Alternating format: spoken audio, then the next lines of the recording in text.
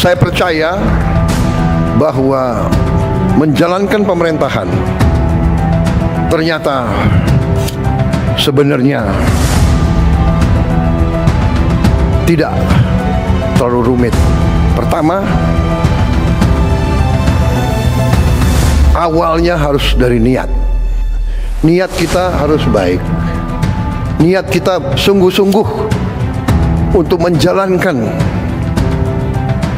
amanat dari rakyat. Dari awal seperti itu. Anak buah saya hebat-hebat. Ya. Kalau ada satu dua nakal, saya peringati. Satu kali peringatan. Masih nakal, masih nggak mau dengar. 2 kali peringatan, 3 kali apa boleh buat? Reshuffle, harus diganti. Karena demi negara, bangsa dan rakyat tidak boleh ada rasa kasihan. Yang kasihan rakyat Indonesia.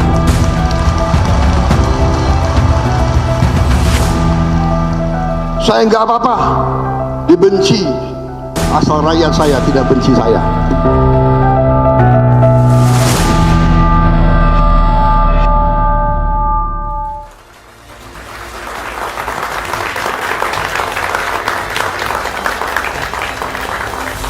Tepuk tangan yang lebih meriah lagi.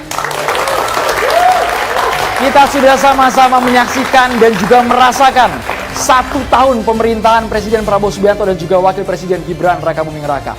Bahkan hari ini artinya 1 tahun plus 1 hari. Artinya sudah ada capaian progres yang dirasakan oleh rakyat. Kemarin di hadapan sidang Kabinet Paripurna, Presiden Prabowo Subianto mengibaratkan dirinya sebagai seorang manajer pelatih. Dan para menterinya, striker, ada yang bertahan, ada juga yang cadangan, yang kabarnya belum dimaksimalkan. Tapi berbicara soal program, kita ingat betul dalam 1 tahun berjalan ini banyak program yang sudah bukan hanya sebatas wacana, tapi sudah dieksekusi dan dirasakan oleh rakyat. Apakah semua program ini ke depan betul-betul sesuai dengan ekspektasi atau realitas publik? Kita ingat ada makan bergizi gratis, sudah 34 juta penerima di Indonesia, tepuk tangannya boleh. Sekolah rakyat, istilah kemarin sekolah rakyat menengah atas yang sudah diterima oleh mereka yang mungkin yang tidak mampu, ekonomi bawah, tapi mereka mendapatkan pendidikan yang layak untuk keluar dari jerat kemiskinan. Bukan hanya itu, di berbagai sektor strategis, ekonomi, sosial, budaya, dan malam hari ini kami menghadirkan sejumlah narasumber yang luar biasa. Kami juga mengucapkan terima kasih kepada BHS yang terus mendukung catatan demokrasi. Studio malam hari ini beda, semuanya mengenakan jaket warna kuning, yellow jacket teman-teman dari Fakultas Ilmu Administrasi Universitas Indonesia. Tepuk tangannya mana? Sekarang kalau ngomongin mahasiswa, saya yakin sudah pada melek ya akan birokrasi, politik, dinamikanya seperti apa di pemerintahan Prabowo Gibran. Kami harap malam hari ini kalian bisa berpartisipasi, tapi formatnya di catatan demokrasi agak sedikit kami poles, berbeda karena kami menghadirkan 2 panelis. Mereka tokoh akademis, mereka berpengalaman. Ada Bung Effendi Ghazali. Sehat Bung Effendi Ghazali? Sehat. Selamat malam. Malam. Dan pas karena Pak Prabowo mengumpamakan sebagai manajer pelatih gitu ya. Cocok. Abang posisinya apa? Saya pengamat. Pengamat sepak bola soalnya. Jadi agak pas lah malam ini. Kalau pengamat bebas ya ngomongnya. Kalau pengamat bebas ya. enak. Tapi dan juga mudah-mudahan objektif. harus. Tidak langsung teriak-teriak ganti pelatih. Nggak boleh. Iya. Ternyata Patrick Kluivert udah diganti. Oh itu tema yang beda Bang, tema yang beda ya. Dan di sebelah kanan Bung Egy ada Prof. Ratih Lestari, pakar hukum dari Universitas Indonesia. Malam, Prof. Ratih. Assalamualaikum, selamat malam semuanya. Senang sekali untuk hadir di sini bersama Pak Effendi. Saya juga merasa sebagai pengamat kita yang penting jangan diganti pelatih gitu ya. Terima kasih banyak Prof. Boleh dikritik tapi kan? Iya. Boleh. Kritik masukan itu sebagai apa? Sebagai asupan gizi buat pemerintahan agar lebih baik ke depannya. Terima kasih banyak Prof. Ratih Lestari ini, Guru Besar Fakultas Hukum UI. Kami juga menghadirkan, ini luar biasa wajah-wajahnya yang kerap menjadi sorotan media. Saya boleh yang paling kiri. Telah sehat, kerja keras, nggak ada libur. Kemarin sempat kena DBD, kabarnya malam hari ini sudah gabung di catatan demokrasi. Terima kasih banyak. Kepala KSP kita, Bang Kodari, sehat Bang? Terima kasih Andrew. Assalamualaikum. Waalaikumsalam warahmatullahi wabarakatuh. Semangat. Vitaminnya beda ya Bang yang kemarin? Hah? Vitaminnya beda nih suntikan Begitu booster. dengar pidato Pak Prabowo, kita berdiri tegak 1 tahun pemerintahan Prabowo Gibran. Wah, itu dia. Ngeri. Sebelahnya Bang, sebelahnya ini yang kemarin viral juga, luar biasa. Tadi pagi kami ngirim wartawan ke kantor Abang, katanya Abang ketika di doorstop 4 jam bisa non-stop. Energinya full katanya Bang ya, Menteri HAM kita. Terima kasih banyak Bang Natalius Pigai. Ya, Malam Bang. sama-sama. Saya biasa masuk jam 6, jam 7 pagi. Ini baru dari kantor ke sini lagi. Gak habis-habis baterainya Bang ya? Ya kita digaji negara, kan dibayar untuk kerja. Luar biasa. Tanpa mengenal waktu. Kerja untuk rakyat intinya Bang. Untuk ya? rakyat. Itu dia ya. Yang hari kedua datang ke studio TV One, luar biasa ini. Malam hari ini kami lihat titelnya bukan hanya sebagai Menteri Koperasi tapi Wakil Ketua Umum DPP Partai Gerindra, Kang Ferry Juliantono. Sehat Kang? Sehat, alhamdulillah. Assalamualaikum. Waalaikumsalam. Terima kasih nih, udah 2 kali diundang nih. 2 kali, tapi malam hari atmosfernya beda ya Kang ya? Mudah-mudahan ini kondusif. Kondusif harus Kang. Kondusif dan tetap on fire untuk Kang Ferry. Tepuk tangan buat Kang Ferry. Penasehat Ahli Kapolri, Irjen Pol Purnawirawan Arianto Sutadi. Pak Arianto Sutadi sehat? Pak Arianto. Alhamdulillah sehat, terima kasih. Malam-malam. Luar biasa. Kapolri kami yakin sekali ingin memperbaiki institusi dan Pak Arianto yang malam hari ini representatif dari Kapolri untuk menjelaskan panjang lebar. Tapi pertanyaan awal alangkah baiknya bukan dari saya tapi langsung saya lempar bolanya. Saya kasih umpan lambung ke Bang Effendi Ghazali dan juga Prof. Ratih. Berarti dulu atau? Ladies first boleh? Boleh. Ladies first. Ladies Gitu. first. Oh ini saling tunjuk-tunjukkan ini Ya, ya? oke, baik. Bang Egi boleh Bang. Iya, pertama-tama sekali lagi terima kasih, selamat juga untuk 1 tahun pemerintahan ini. Saya disclaimer pada bagian awal ya, saya cuma mau membahas pemerintahan Bapak Presiden Prabowo. Karena itu pilihan sah dan konstitusional bagi saya, gitu ya. Hak demokrasi Hak Bapak, demokrasi ya? saya, Oke. ya.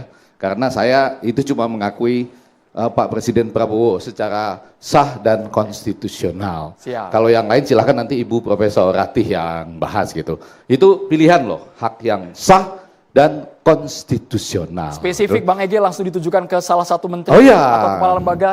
Ya. Abang mau pilih siapa? Sebetulnya ini orang-orang hebat semua loh ya. Jadi saya kenal Pak Prabowo itu mungkin 15 tahun yang lalu. Sebelum Ferry saya dikenalkan oleh Oni kan. Tapi ini semua orang-orang hebat di jalanan ya. Pak Ferry aktivis, Pak Pigai, ini Kodari ya, teman saya dulu sama-sama bawa acara di televisi. Pak Arianto juga alumni terbaik di Sesko TNI. Setiap kali saya ngajar sana saya lihat, ada namanya alumni terbaik. Pertanyaan saya, siapa aja boleh jawab loh ini ya. 17 tambah 8. Ingat angka 17 tambah 8? Ingat angka 17 tambah 8? 17 tambah 8 itu harus kita ingat terjadi pada 25 sampai 28 Agustus kemarin ya, disuarakan oleh masyarakat Indonesia lah. Pak Purbaya aja sempat bilang itu kan cuma keinginan kecil begitu ya, perasaan kecil lalu dia perbaiki. Diralat. Nah sekarang lumayan loh, hasil survei terakhir menunjukkan 78,1 kepuasan kepada pemerintahan ini. Survei ini kadang-kadang susah juga kita percaya atau tidak gitu ya. Saya suka nanya yang bayar siapa, itu suka gitu nanya gitu. Ada juga yang meleset, sepak bola kemarin itu meleset loh. Katanya kalau gagal ke Piala Dunia pun Patrick tetap jadi pelatih, kata rakyat Indonesia. Ternyata enggak. Ini dalam konteks pelatih-pelatih ya. Nah pertanyaan saya kembali ke soal 17 plus 8 itu, dengan 78,1 kepercayaan publik atau kepuasan publik, apa-apa saja yang belum terpenuhi dari 17 tambah 8 tersebut. Artinya kan harusnya sudah banyak nih yang terpenuhi. Ya kan? Maka angkanya menjadi gampang diingat kan. 17 plus 8, ambil 7-nya, ambil 8-nya, 1%. Silakan siapa yang mau menjawab dari 17 plus 8 tuntutan, boleh dibilang suara rakyat Indonesia yang angkanya sudah 78,1%, apa sajakah yang belum dipenuhi? Enak kan pertanyaannya? Terima kasih. Bang Natalius Pigai ingin menjawab sebelum Bang Kodari udah duluan megang mic ini soalnya nih kan. Bang Kodari ditahan dulu Bang Kodari, kita kasih Bang Pigai. Kita saling isi dulu ya. 17,8 ya, ajukan kepada Presiden kan. Presiden punya anak buah masing-masing. Ya, yang ditujukan kepada saya. Saya ingat juga karena saya pasukannya presiden, ya. Tentu yang bagian saya adalah memberi penguatan kepada Komisi Nasional Hak Asasi Manusia, ya, dan melakukan berbagai kebijakan yang mengerem potensi-potensi terjadinya pelanggaran, ya.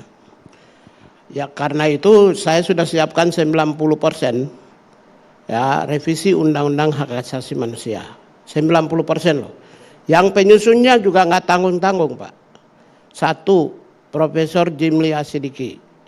Yang kedua, Profesor Dr. Makarim Wibisono. Yang ketiga, Ibdal Kasim, Nur Kolis, Royatul Aswida, ya, Amiruddin Al-Rahab, Rocky Gerung, kemudian Haris Asar. Ini punggawa HAM Indonesia yang menyusun. Sehingga dari sisi regulasi induk yang memayungi hak asasi manusia di Indonesia sudah selesai, dan saya sudah berjuang kemarin sidang paripurna sudah memutuskan prolegnas prioritas 2026 dari pemerintah, usulan pemerintah. Isinya adalah memberi penguatan kepada Komisi Nasional Hak Asasi Manusia, kemudian Komisi Perlindungan Anak, Komnas Perempuan, Komnas Disabilitas, dan berbagai institusi-institusi kuasi yudisial yang menyangkut tentang hak asasi manusia. Kemudian yang kedua, saya juga akan di dalam pasalnya itu menegaskan perlindungan hak impunitas terhadap pembela HAM. Jadi nanti ke depan ketika para pembela HAM seperti Del Pedro mereka memperjuangkan hak untuk kepentingan rakyatnya, bangsanya, dan negaranya tidak bisa dipidanakan. Di dalam pasal tertentu saya sudah tegaskan bahwa mereka tidak bisa dipidana ketika mereka memperjuangkan kepentingan bagi orang-orang yang membutuhkan pertolongan. Dan ini juga setelah muncul pasal itu nanti juga saya keluarkan permen yang melindungi mereka. Lalu terkait dengan minimalisir kekerasan, potensi terjadinya pelanggaran HAM, saya mengeluarkan kurang lebih 15 permen yang sedang saya persiapkan, dan 1 sudah sekarang masuk harmonisasi, yaitu permen kepatuhan, kepatuhan hak asasi manusia bagi institusi pemerintah pusat, provinsi, kabupaten, kota. Jadi kepatuhan itu adalah bagaimana misalnya di kepolisian. Itu kan ada Perkap nomor 8 2009, yaitu penerapan tugas kepolisian berbasis hak asasi manusia. Ya, dengan adanya Perkap ini, maka kita beri permen itu memberi penguatan supaya lo harus begini, ada tata caranya berbasis kepada hak asasi manusia. Sehingga bahkan juga potensi ke depan itu mulai dari Kapolres ke atas kami kasih sertifikat HAM. Harus sertifikasi HAM. Supaya apa? Dengan adanya permen kepatuhan ini yang mengikat seluruh komunitas elemen bangsa, apakah individu, apakah komunitas sosial, apakah pemerintah, apakah aparat, yang memunculkan ketidakadilan Republik ini kami rem dengan aturan-aturan ini, mengunci mereka. Ada payung hukumnya ya? Payung hukum itu mengunci sehingga yang muncul di Indonesia adalah keadilan. Memang jujur, kalau dalam orang yang menimbulkan sumber-sumber ketidakadilan itu semua orang. Saya juga bisa menghasilkan ketidakadilan, Bapak juga bisa, Abang juga bisa, semua individu rakyat juga bisa. Institusi-institusi juga bisa memunculkan ketidakadilan. Negara, pemerintah, swasta bisa memunculkan ketidakadilan. Oleh karena itulah saya menghadirkan payung-payung yang meminimalisir ketidakadilan. Sehingga yang ke depan itu adalah muncul ada rasa keadilan, rasa memiliki terhadap bangsanya, kepada negaranya, antar sesama manusia. Itu dari sisi saya. Boleh? Boleh, tabung. Saya sedikit aja. Jadi ke depan nanti Komnas HAM akan memiliki kekuatan yang jauh lebih kuat dari ini ya. Jadi ada kekuatan menyidik, kemudian juga melakukan penuntutan jadi gini, dan semacam itu ya. Saya persiapkan memberi penguatan kepada Komnas HAM itu ada 2 alternatif. Alternatif pertama adalah saya copy paste dari KPK. Maaf aja, ini agak ekstrim. Kopas dari KPK. KPK, yaitu bisa lakukan penyelidikan, bisa lakukan penyidikan, bisa lakukan penuntutan, sampai amicus curiae di pengadilan. Itu agak ekstrim. Tapi DPR apakah mau nggak? Yang kedua itu adalah agak mediocre, ada ringan. Yaitu ya tetap penyelidikan, begitu masuk penyidikan, itu kita minta hakim jaksa ad hoc dari kejaksaan. Ini perannya tidak offside ya? Hah? Nggak over ini Bang ya? Ya Perannya. gini, kita bikin gini. Mau ingin Indonesia itu zero dari pelanggaran HAM nggak? Kalau zero ya kita bikin hadirkan Komnas HAM itu seperti KPK. Tapi lagi-lagi keputusannya ada di DPR. Kami mengusulkan yang agak keras. Kalau KPK bisa nangkap orang, bisa menuntut orang, kenapa Komnas HAM tidak bisa nangkap orang dan bisa menuntut orang? Idenya out of the box juga ini. Ya Sebelum ke memang harus Bang Kodari, gini. boleh Prof. Contoh di India itu bisa. Kenapa kita nggak bisa? India bisa, kenapa kita nggak bisa? Kalau Del Predo sekarang gimana? Kalau Del Pedro justru karena saya tidak mau ada Del Pedro lagi. Tapi yang maka sekarang, di yang sekarang. undang-undang Kalau saya yang lagi sekarang berkasus. sekarang kan sikap saya jelas. Hari ini kejadian, 5 hari kemudian sayalah satu-satunya pejabat negara yang datang ketemu Kapolri, pertemuan dengan seluruh jajarannya, dan saya pertegas bahwa mereka yang perusuh boleh proses, tapi mereka yang demonstran harus dilakukan restoratif justice. Sikap saya ini hari ini pun tidak pernah gini, Bang. Boleh tanya Sikap saya ini hari ini pun saya tidak pernah cabut. Pak. Dan saya masih meminta Pak Kapolri, mereka yang demonstran itu harus diberikan alternatif lain. Boleh, yaitu boleh restoratif saya justice. tanya Pak. Ya. Kemarin kan demonstrasi tuh Bapak bilang tidak boleh gitu ya. Tapi ternyata sekarang kemarin catatannya kan ada 1.200 orang ya. Bahkan ada yang di bawah umur gitu, itu ditahan polisi gitu. Apa yang Bapak lakukan itu pertama. Yang kedua adalah apa kategori untuk mengatakan bahwa patuh itu, kepatuhan itu apa yang dituntut institusinya, apa yang dilakukan untuk memberikan indikator kepatuhan. Kan itu berarti ada penilaian untuk patuh atau tidak. Ya. Apa yang akan dilakukan di dalam peraturan tadi, peraturan Kemen ya. Bagaimana kekuatan mengikatnya? Iya. Itu kan juga persoalan Pak, kalau hanya dengan menggunakan Kemen. Terima kasih. Ya, ini kan kita try dulu. Kita coba dulu. Coba dulu, jadi baik. gini, yang pertama terkait dengan apa yang kamu lakukan soal demonstrasi. Ini saya adalah satu-satunya di luar Menteri Pertahanan yang ikut mengendalikan keadaan. Hari itu juga saya pertemuan dengan Kapolri, nggak ada yang bisa berani loh ketika Kapolri kepolisian lagi di bawah daun berani datang ketemu. Setelah itu hari itu saya memerintahkan seluruh kanwil saya Sabang sampai Merauke mendatangi tempat-tempat polisi. Apakah di Polda atau di Polres. Satu persatu mereka datangi. Banyak pula yang kami keluarkan pada saat yang sama. Tapi ada sampai sekarang kurang lebih 900 masih ditahan.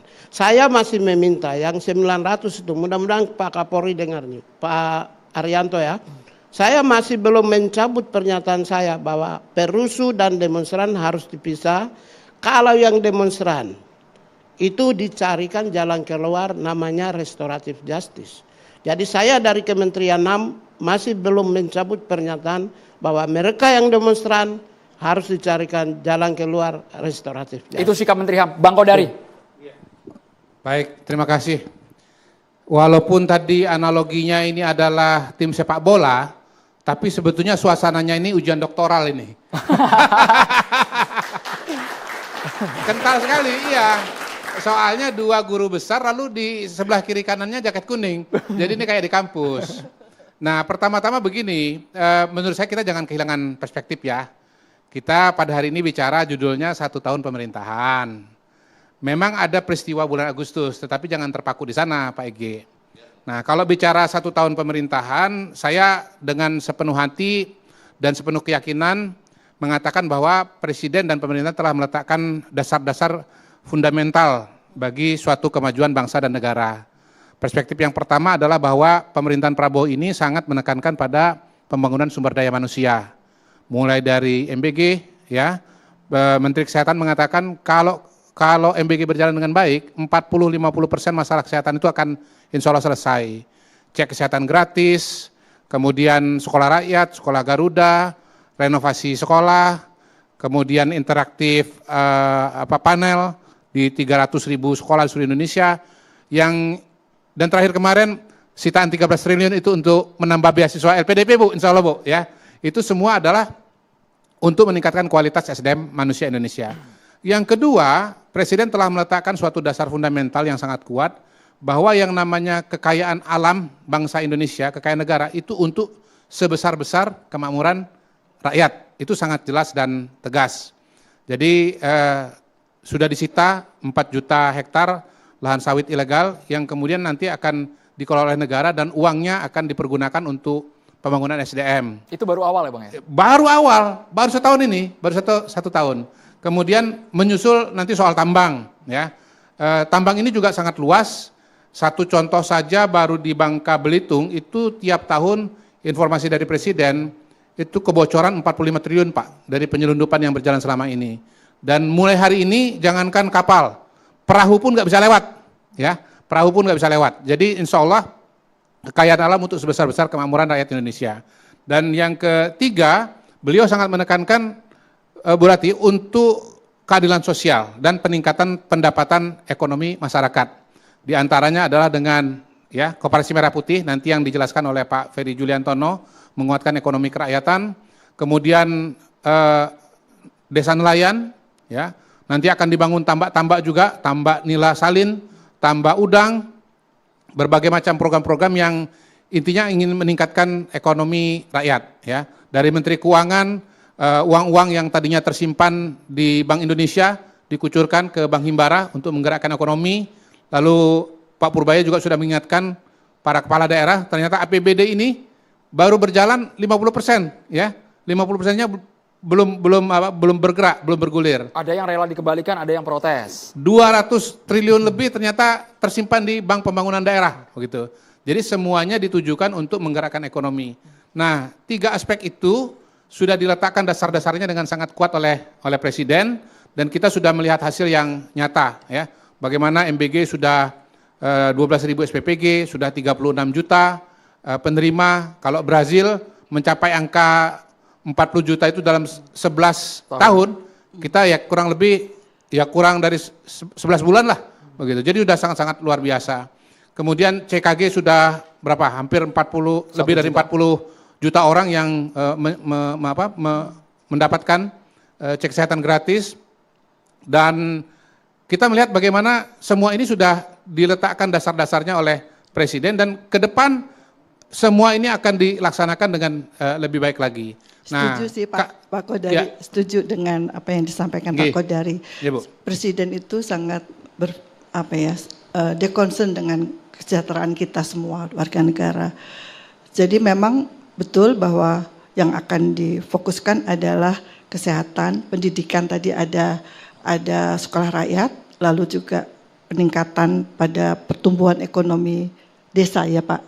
Nah pertanyaan saya adalah gini, MBG itu sangat bagus Pak. Kita mengurangi stunting, ya. Tapi persoalannya adalah ketika kemarin berapa ribu siswa yang terpapar dengan E. coli. Nah, pertanyaan saya adalah kemarin nggak jelas siapa yang bertanggung jawab. Lalu kemudian apakah ini berhubungan dengan tidak adanya dasar hukum dari MBG ini? Karena mohon koreksi ya Pak Kodari, apakah ada dasar hukum yang untuk menerangkan siapa melakukan apa? Sampai sekarang kan hanya di Perpres kan hanya BGN saja kan, mendistribusikan, melakukan pengawasan, sehingga ketika di dalam implementasinya kemarin jadi kelihatan kedodoran Pak. Oleh karena itu perlu supaya di dalam penguatan itu harus ada dasar hukumnya, sehingga kita bisa tahu ketika terjadi kemarin keracunan itu kita bisa tahu, Pak Kodari bisa mengevaluasi siapa siapa yang bertanggung jawab, kesalahan ada di mana. Nah ini kan kita nggak ketahuan siapa melakukan apa, itu pertama. Yang kedua mungkin untuk peningkatan koperasi desa kepada Pak Menteri. Pertanyaan saya adalah, apakah nanti Koperasi Merah Putih itu menjadi semacam kepanjangan tangan pemerintah untuk pembangunan ekonomi di desa?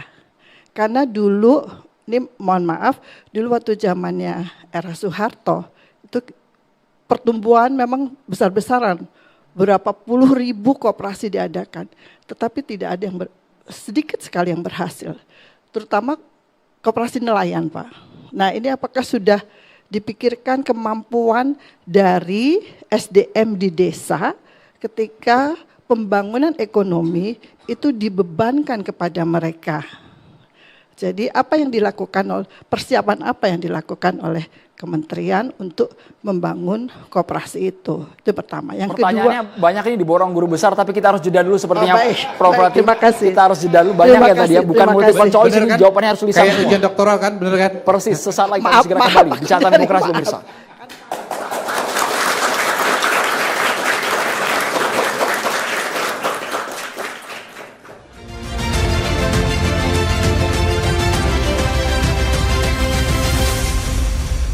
Apakah Anda sering merasakan nyeri di bagian leher dan pinggang? Sudah melakukan berbagai cara seperti pijat, koyo, dan minum berbagai obat namun belum berhasil? Waspadalah, penyakit syaraf terjepit mengintai Anda. Setelah sukses dengan Dr. Pillow generasi pertama, kini telah hadir generasi terbaru Dr. Pillow. Bantal terapi pinggang dan leher yang mengadopsi teknologi elektronik pemanas mutakhir menggunakan prinsip pelepasan energi panas dari batu turmalin. Dr. Pillow dilengkapi dengan 72 lempengan batu turmalin yang dapat memproduksi ion negatif yang berfungsi untuk mengurai asam laktat berlebih di dalam tubuh. Dr. Pillow memancarkan sinar far infrared yang meregenerasi cincin anulus tulang belakang yang dapat meredakan nyeri dan pegal-pegal. Waspadalah saat angkat beban berlebih, duduk terlalu lama, banyak berdiri, kerja membungkuk, nyeri tulang belakang, nyeri di leher, sering pusing, dan penyebab sakit yang luar biasa. Waspadalah saraf terjepit. Jika dibiarkan akan semakin parah. Mulai dari sakit kepala, impotensi, stroke, hingga kematian. Dr. Pillow dapat digunakan di bagian leher yang bermanfaat untuk merelaksasi syaraf dan otot yang kaku penyebab sakit. Di bagian pinggang bermanfaat untuk mencegah sakit pinggang dan membantu penyembuhan saraf kejepit. Di bagian betis bermanfaat untuk membantu merelaksasikan syaraf dan otot kaku akibat olahraga dan aktivitas yang berlebihan. Di telapak kaki bermanfaat untuk membantu memijat titik-titik refleksi dengan sinar infrared jauh. Dr. Pillow memiliki pengaturan suhu yang dapat disesuaikan sehingga nyaman saat Anda gunakan. Dr. Pillow generasi terbaru memiliki tambahan ketinggian dan kenyamanan pengguna. 7 khasiat Dr. Pillow: mencegah dan membantu penyembuhan syaraf terjepit, membantu regenerasi tulang rawan di pinggang dan leher, menghilangkan pegal otot di pinggang dan leher, melancarkan peredaran darah di pinggang dan leher, meningkatkan suplai oksigen dan nutrisi ke otak, meningkatkan koordinasi syaraf tulang belakang, dan meningkatkan hormon endorfin. Dr. Pillow, solusi bantal terapi terbaik. Sama-sama menyaksikan dan juga merasakan 1 tahun pemerintahan Presiden Prabowo Subianto dan juga Wakil Presiden Gibran Raka Buming Raka. Bahkan hari ini artinya 1 tahun plus 1 hari. Artinya sudah ada capaian progres yang dirasakan oleh rakyat. Kemarin di hadapan sidang Kabinet Paripurna, Presiden Prabowo Subianto mengibaratkan dirinya sebagai seorang manajer pelatih.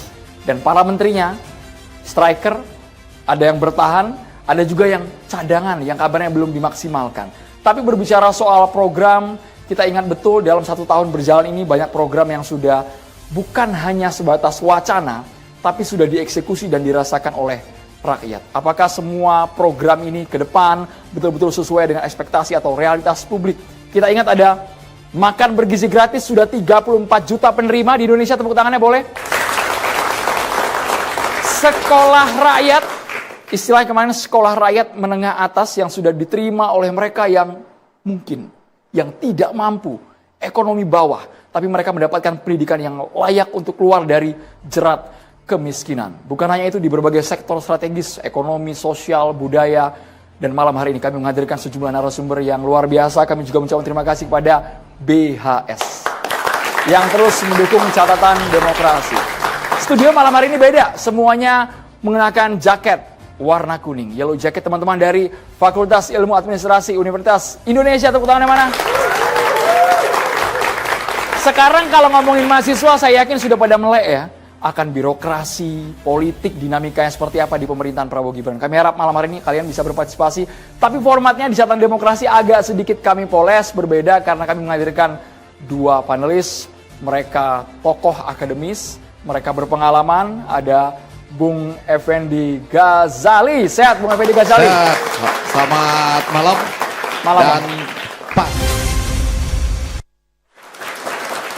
Sejujurnya soal MBG sama Koperasi Merah Putih semalam sudah kami bahas cukup tebal. Inginnya malam ini konteksnya hukum dan politik. Tapi kalau ujian disertasi harus dijawab. Singkat boleh ya, boleh. Bang Kodari ya. Pertama begini, dasar pokoknya sudah ada Bu. Tapi memang dalam implementasi kemudian dirasakan perlu adanya perbaikan-perbaikan. Terus terang kantor staf presiden ya semenjak saya jadi wakil pun concern soal penataan lebih mendetail. Nah memang momentumnya itu ada dua sih. Pertama peristiwa-peristiwa keracunan yang kemudian juga bagian dari evaluasi dari kita. Dan saya kira semua mencatat bahwa KSP adalah yang secara terbuka memberikan catatan problem-problem yang ada di mana dan harus diperbaiki. Misalnya sertifikasi laik dan higienis itu Bu, itu dari KSP. Dan alhamdulillah ini sudah difasilitasi dan diakomodasi. Angkanya rendah sekali ya? Ya? Enggak, saya takut menambah ketebalan, tapi angkanya rendah sekali ya. Data yang ada pada saya per 7 Oktober itu hanya 193 yang baru punya dari 10.000 lebih. Ya, poinnya adalah begini Bang Ege. Enggak, kenapa telat? Kenapa telat maksud saya?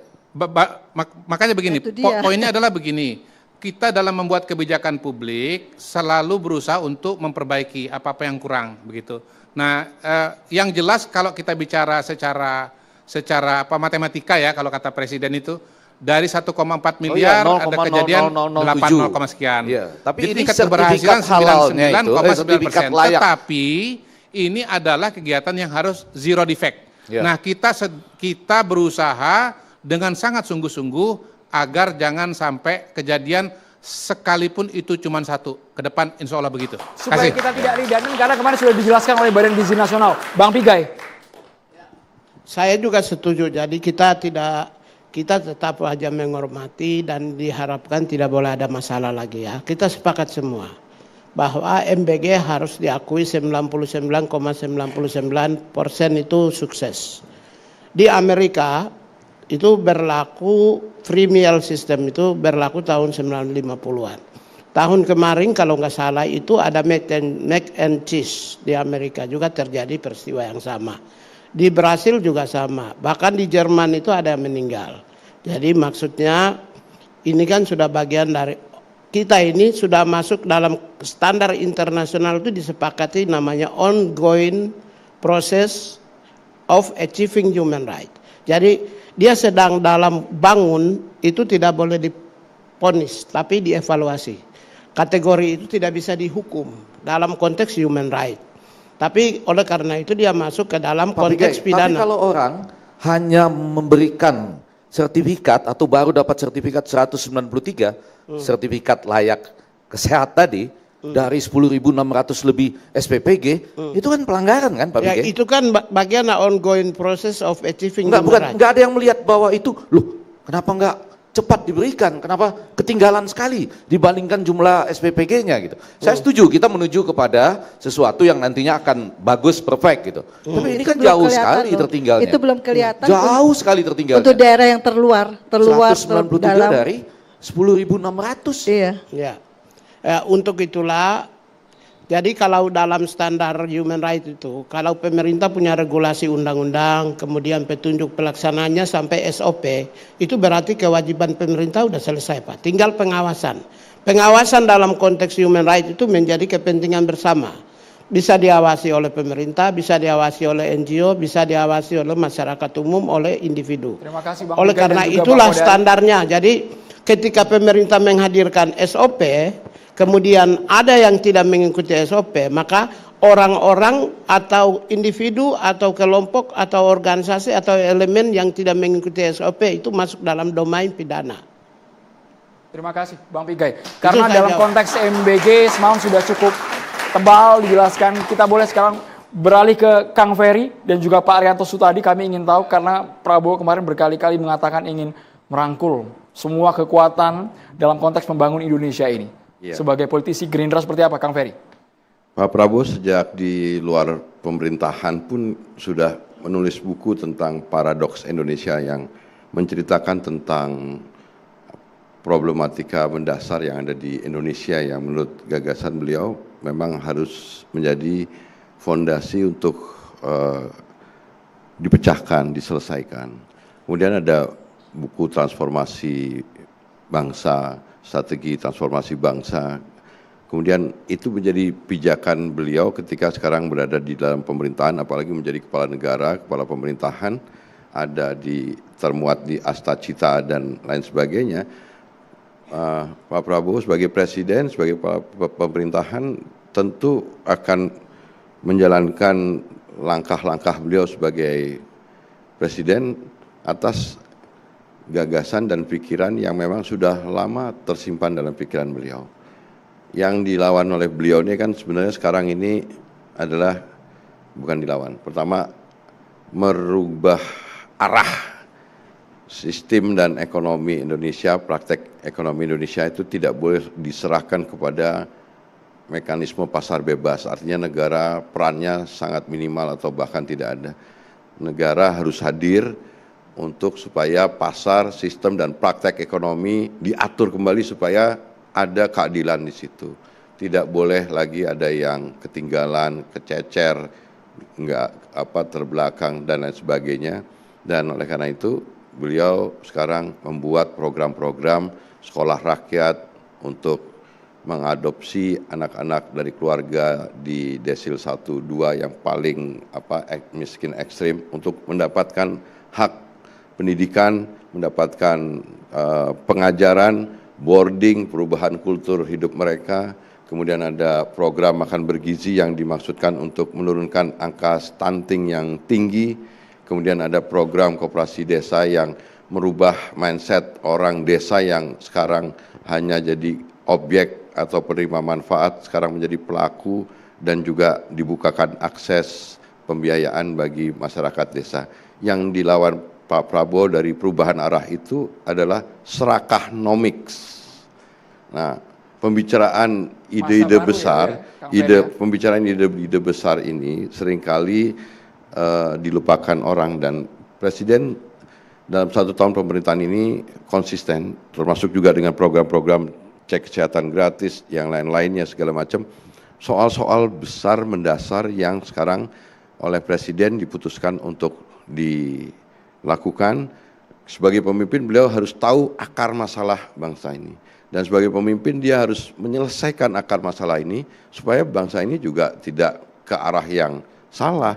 Arahnya harus benar dulu, perkara nanti ada masalah-masalah misalkan dalam pelaksanaan 0,017 kami memahami bukan sekedar angka, kita akan hilangkan, kurangi kesalahan-kesalahan prosedur.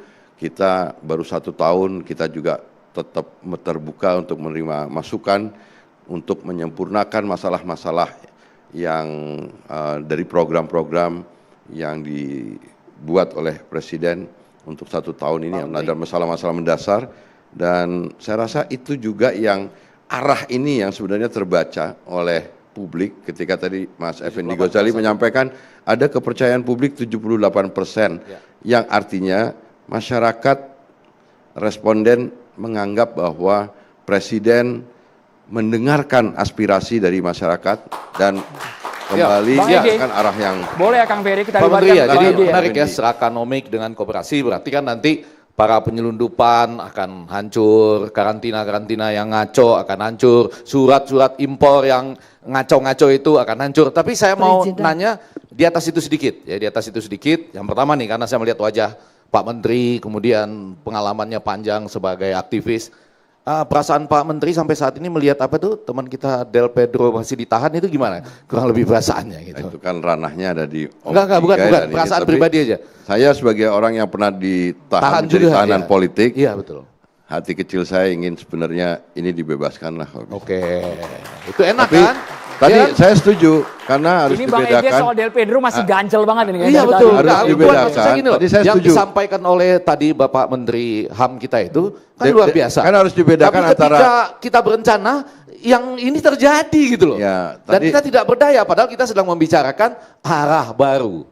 Betul nggak? Itu judulnya kan? arah baru. Arah baru itu Makanya artinya tadi, ini kan persis seperti yang sedang direncanakan. Om Piga tadi udah, Tapi sekarang Pak sudah Piga menunjukkan. Pak Piga udah benar bahwa harus dibedakan antara yang kritis dengan yang berusuh. Berarti besok-besok atau malam ini setelah menonton acara ini bebas teman kita. Ya, Nah, kita itu maunya. Pak Piga. Iya, kita mau gitu ya. Ada dua menteri yang mau Dan nih. sudah. Malam Banyak. ini, Loh, Tunggu gini. dulu, Pak sedikit aja Pak Menteri. Malam ini di catatan demokrasi harus dicatat ada dua menteri yang mau supaya teman kita Del Pedro itu Begini, bebas. Tadi tanya. begini Dari dalam Bang, hati kan? Ini secara personal ya begini, Kang Ferry ya. begini Piga Bang. ya. Nggak, Dari dalam hati. dari saya dalam harus hati. bicara dulu Ya. bahwa negara Indonesia kita sudah sepakat teori Montesquieu, eksekutif, yudikatif, legislatif, ya. Kami adalah eksekutif yang sangat tidak mungkin masuk ke wilayah yudikatif sekalipun kuasi yudisial. Kami menghormati proses hukum, tapi kami bisa bersikap sebagai bagian dari posisi eksekutif. Kami meminta demokrasi dan kedikdayaan demokrasi harus dijaga. Itu harga mati. Kang Ferry. Ya, saya rasa itu ranahnya Pak Pigai. Kalau ditanya pribadi pendapat saya, karena saya pernah merasakan Nah, iya, makanya saya tahanan politik. Iya. Ya. Dari wajahnya kelihatan, Pak. Ya nanti mudah-mudahan kita bisa ada langkah-langkah yang bijaksana. Karena ini kan Ya, sepak bola kemudian- tadi Pak, sepak bola. Ini tadi bukan Kalau yang soal satu sepak bola, main- ini ya, enggak, terlalu enggak. Kalau Om diumpamakan Effendi tim terlalu sepak nyerang, bola, jadi kelihatan. yang dua itu pengen melakukan ini tapi nggak pernah bisa, nggak masuk Piala Dunia Pak. Ya, ya. Jadi itu. tapi ini ada perasaan dari dua menteri tercatat di catatan demokrasi itu kegagalan yang pengamat mengendaki sepak sebagai bola perasaan seperti Saudara bahwa Effendi Ghazali. teman-teman kita itu bebas gitu ya. Ya, harapannya Iya kan? kita mudah-mudahan. Wih, terima kasih Pak, terima kasih. Prof Rati, Bebas. pertanyaan ke Kang Ferry. Berarti Bapak Profesor tadi kan nanya soal koperasi tadi. Saya tipis saja bahwa pasti nanti koperasi desa ini akan menjadi instrumen dan alat perjuangan masyarakat. Jadi bahwa kalau di desa itu Prof itu sekarang banyak praktek rentenir, tengkulak, itu maksud pinjol saya, dan sebagainya. Prof. Pasti Pak Menteri. itu akan koperasi Iya. desa akan berfungsi untuk itu, memutus mata rantai distribusi Iya. yang berkepanjangan dan lain sebagainya, akan menjadi off taker dari hasil produk masyarakat desa. Tenang, ada Menteri Koperasi dan insya Allah Karena koperasi itu akan jadi perlu sokoguru perekonomian. perjuangannya nasional. panjang, Pak, untuk panjang memotong dan mata sama rantai seperti itu. tadi yang dilakukan oleh teman-teman di Badan Gizi Nasional, sesuatu program yang baru tentu harus direncanakan, harus dilakukan secara matang, tapi tetap harus perlu penyempurnaan, masukan, kritik untuk demi program itu bisa sukses berjalan mungkin juga dan harus tujuannya pun untuk diinikan, Pak, masyarakat. supaya juga. tidak berbentrokan dengan BUMDes. BUMDes beda, Iya, meskipun BUMDes beda, itu tapi kan sama-sama beda, dia. beda. Saya jelasin dulu, Prof. Untuk bukan karena Iya, saya baru doktor, belum profesor. Nggak apa-apa. BUMDes itu adalah badan usaha yang milik 100% pemerintahan desa. Kalau koperasi desa adalah badan usaha yang dimiliki oleh masyarakat desa. Sehingga kalaupun ada kepala desa di koperasi desa, memang kita atur hanya menjadi pengawas dari koperasi.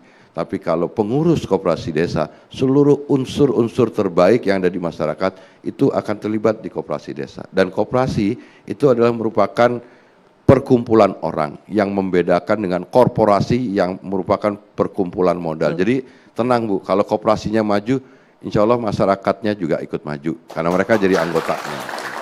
Baik, sebenarnya sih saya cuma ingin mengingatkan saja bahwa jangan sampai Kita juga harus mengerti karakter dari masyarakat di setiap daerah itu kan berbeda-beda. Masyarakat nelayan, masyarakat petani gitu. Memang betul. Jadi harus dimengerti, jangan sampai koperasi tadi kan idenya kan sangat bagus, mengembangkan ekonomi di pedesaan.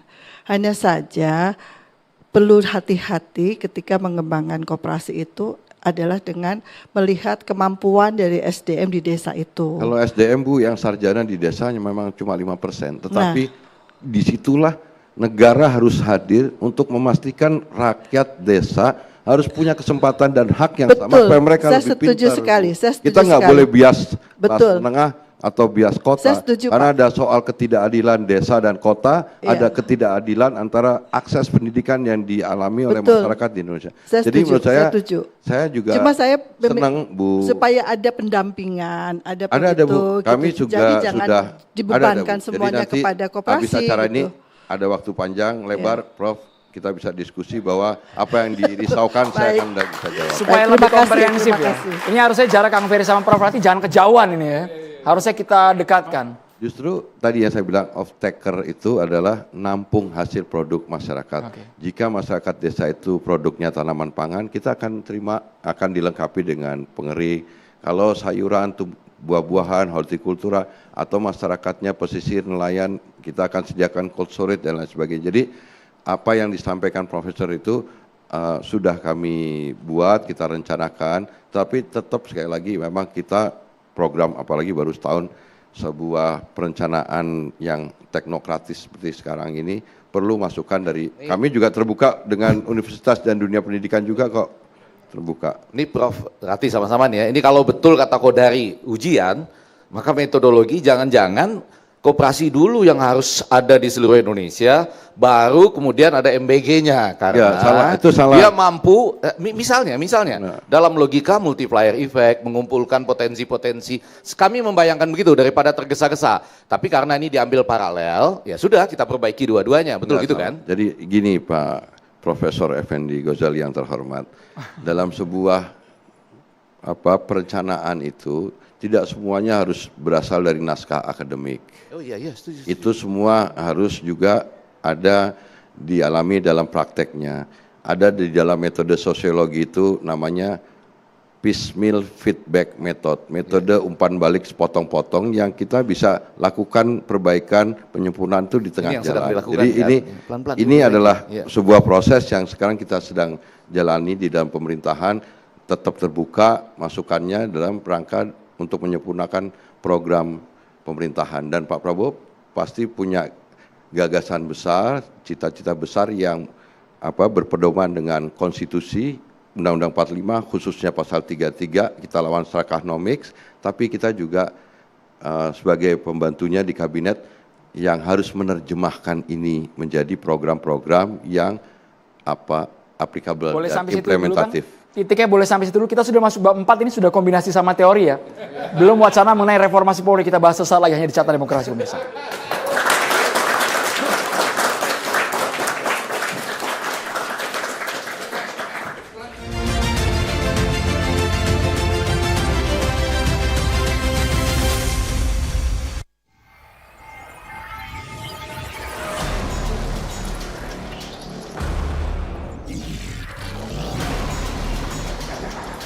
Mudah lelah saat berjalan, pinggang sering pegal dan sakit saat berjalan lama. Ini dikarenakan saat berjalan akan memberantakkan pada pinggang dan lutut secara terus-menerus. Hal ini jika tidak diimbangi dengan sepatu yang baik, maka akan menyebabkan peradangan di pinggang atau di tulang sendi lutut. Walkfit, sepatu kesehatan solusi bagi semua kesehatan kaki Anda. Walkfit bukan sepatu biasa, melainkan sepatu dengan beragam keunggulan. Diciptakan secara ilmiah oleh ilmuwan dan pakar kesehatan menggunakan teknologi modern, desain khusus sesuai kebutuhan kaki Anda. Walkfit dilengkapi dengan fitur kesehatan, menjaga kesehatan kaki serta menjaga struktur tulang belakang. Di dalamnya terdapat chip magnetik menghasilkan 500 gelombang setiap langkah kaki, berjalan sambil memberi pijatan, melancarkan darah, mengurangi keletihan dan kesemutan, mengurangi beban tekanan atau hentakan tubuh, sehingga dapat melindungi kaki, lutut, pinggang, serta punggung Anda.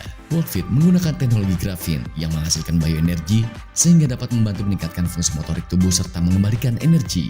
Menjaga keseimbangan tubuh agar tidak mudah terjatuh. Bahan Walkfit terbuat dari material molekul nano berventilasi dan antibakteri, sehingga dipakai tidak panas dan tidak berbau. Alas sepatu terbuat dari material EVA, ethyl vinyl acetate berkualitas tinggi, elastis serta tahan aus, melindungi kaki dari cedera, lentur dan empuk, efektif melindungi tulang kaki. Anti-slip, menjaga resiko tergelincir, sangat ringan, hanya 180 gram, seperti berjalan di udara. Walkfit dilengkapi juga dengan insole healthy. Insole mengandung herbal Tiongkok absinthus dan mineral, sehingga terhindar dari infeksi kulit, kaki pecah-pecah, berjamur, ataupun bau. Insole memiliki titik akupunktur magnetik menghasilkan far infrared yang dapat meningkatkan suhu di dalam darah dan merefleksikan kaki. Di saat berjalan dapat membakar kalori lebih banyak, dapat membantu melangsingkan tubuh.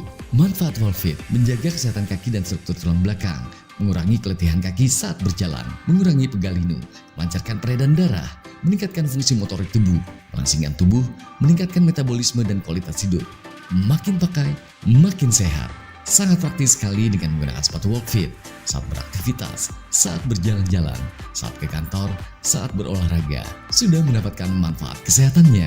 Ubah setiap langkah menjadi energi dengan Walkfit. Makin pakai, makin sehat. Itu harus kita ingat terjadi pada 25 sampai 28 Agustus kemarin ya. Disuarakan oleh masyarakat Indonesia lah. Pak Purbaya aja sempat bilang itu kan cuma keinginan kecil begitu ya, perasaan kecil lalu dia perbaiki. Diralat. Nah sekarang lumayan loh, hasil survei terakhir menunjukkan 78,1 kepuasan kepada pemerintahan ini. Survei ini kadang-kadang susah juga kita percaya atau tidak gitu ya. Saya suka nanya yang bayar siapa, atau suka gitu nanya gitu. Ada juga yang meleset, sepak bola kemarin itu meleset loh.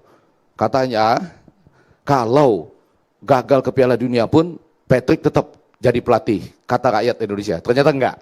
Ini dalam konteks pelatih-pelatih ya. Nah pertanyaan saya, kembali ke soal 17 plus 8 itu, dengan 78,1 kepercayaan publik, atau kepuasan publik, apa-apa saja yang belum terpenuhi dari 17 tambah 8 tersebut. Artinya kan harusnya sudah banyak nih yang terpenuhi. Ya kan? Maka angkanya menjadi gampang diingatkan. 17 plus 8, ambil 7-nya, ambil 8-nya, 0,1%. Silakan siapa yang mau menjawab dari 17 plus 8 tuntutan, boleh dibilang suara rakyat Indonesia, yang angkanya sudah 78,1%, apa sajakah yang belum dipenuhi? Enak kan pertanyaannya? Terima kasih.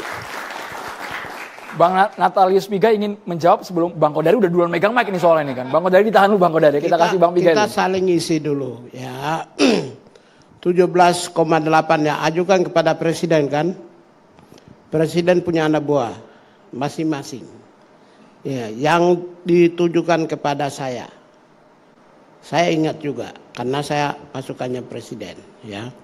Tentu yang bagian saya adalah memberi penguatan kepada Komisi Nasional Hak Asasi Manusia ya, dan melakukan berbagai kebijakan yang mengerem potensi-potensi terjadinya pelanggaran ya.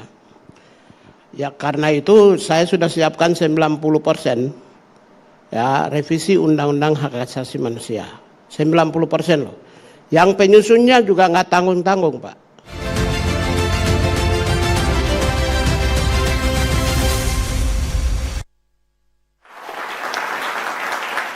Kita sekarang menyentuh institusi Polri, Pak Frati, Bang Ege ditanyakan kepada Pak Riantos tadi. Pak Effendi dulu deh. Tuh kan, kalau soal polisi suruh Effendi dulu. belum ada perasaan bahagia dan gembira dengan polisi kan? Harusnya kita bahagia dan gembira dengan polisi. Ibu udah bahagia? Kalau udah bahagia ibu dulu yang nanya. Jangan. Oh jangan. Ya, biasalah kalau saya masih ingat bahwa ada harapan masyarakat dan itu sangat kencang untuk reformasi kepemimpinan dan sistem dalam kepolisian supaya profesional dan humanis. Bahkan ada contoh dalam waktu 12 bulan ke depan katanya diminta bukti ya supaya betul-betul terjadi itu profesionalisme dan humanis dalam misalnya ketertiban umum, lalu lintas dan hal-hal semacam itu. Pak Arianto, kira-kira seperti apakah yang sedang terjadi. Kalau nanti Ferry, kemudian Kodari, ini abang-abang semua, kemudian Bang Pigai juga bisa menjelaskan, ya kan, harapan tentang tim reformasi ya, kalau nggak salah ya. Reformasi di kepolisian. Iya. Termasuk Pak Arianto di dalamnya. Iya. Kira-kira bagaimana? Pak, silakan Pak. Kami sudah semangat dan gembira Pak, sudah. Baik, terima kasih atas pertanyaannya ya. Ini yang ditanyakan kan polisi kenapa kok kemudian dituntut suruh reformasi ya, gonjang-ganjing ini. Tapi sebelum itu saya ingin mengulas sedikit 1 tahun Pak Prabowo lah, gitu ya. Selama 1 tahun Pak Prabowo ini polisi, kalau menurut Pak Kapolri ini sudah berbuat maksimal ya. Beliau lebih menyukseskan pada program-program yang disampaikan oleh Pak Prabowo ya. MBG juara, katanya tidak ada yang kena itu. Kemudian ketahanan pangan sekian juta hektar itu untuk jagung dan sebagainya. Jadi di satu sisi Polri sudah mati-matian itu untuk berjuang supaya mendukung Pak Prabowo. Tetapi rupanya kemarin ya dilalah, kemarin ada kasus 28 Oktober itu yang berbuntut dengan kayak gitu. Agustus ya, 28 Oktober yang berbuntut seperti itu. Wah, akhirnya jadi polisi loh kok raportnya jeblok gitu. Karena apa? Karena kemudian yang dilihat adalah dari demo gede-gedean gitu ternyata ada korban 10 orang dan itu pun nggak jelas kenapa sebabnya dan sebagainya. Padahal kalau kita boleh lihat ya, dari 10 orang itu yang meninggal itu 1 yang ke situ Brimob dan yang lainnya karena akibat daripada tindakan anarki. Afan Kurniawan. Jadi saya ingin menjelaskan bahwa yang namanya demo itu ya, itu tidak akan terjadi kekeseruan apabila tidak disertai dengan anarki. Dari dulu selalu demo itu kacaunya karena ada disusupi oleh perbuatan anarki. Oleh karena itu saya ingin mengingatkan di sini jangan sampai digeneralisir bahwa polisi selama ini menangani demo dengan kekerasan yang sering terjadi dengan seperti itu. Padahal polisi dari dulu sudah berniat bahwa kalau menangani demo itu sejak ada undang-undang mengenai penyampaian unjuk rasa di depan umum itu, kita doktrinnya kepada anggota di lapangan itu sudah bukan pengamanan lagi, tetapi pengawalan supaya mereka itu bisa menyampaikan pendapat dengan aman sampai selesai gitu. Tetapi kerusuhan yang terjadi di lapangan itu biasanya kalau sudah hampir selesai ataupun sudah masa-masa itu habis, kemudian di mana polisi akhirnya mengusir suruh pergi, disitulah anarkis masuk. Dan disitulah terjadi korban-korban anarkis yang selama ini. Dan kemudian saya tidak mengelak bahwa selama ini polisi masih banyak bertindak brutal gitu ya. 1, 2 masih ada di sana gitu ya. Tetapi juga ini mohon dimaklumi juga. Saya lihat, saya dulu waktu saya dari Tamtama dulu. Maksudnya dimaklumin ini gimana Pak Arianto supaya tidak blunder ini Pak? Kenapa polisi kemudian kok masih ada yang beringas dan sebagainya itu? Saya dulu pernah berhadapan di lapangan gitu ya. Itu polisi itu nahan 1 hari di sebagai tameng barikade gitu ya. Kan ada kebatas kesabarannya gitu. Capek dan lelah dan sebagainya itu akhirnya terjadilah tindakan yang eksesif.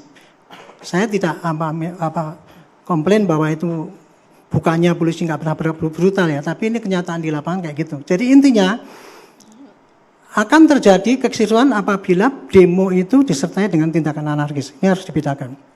Oke. Nah, kemudian saya akan masuk kepada reformasi yang dituntutkan oleh itu.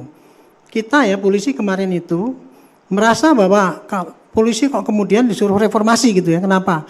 Saya melihat kepada tuntutan yang tadi itu 17.8 itu Pak. Kan sudah mengerucut menjadi 9 itu Pak yang kepada polisi.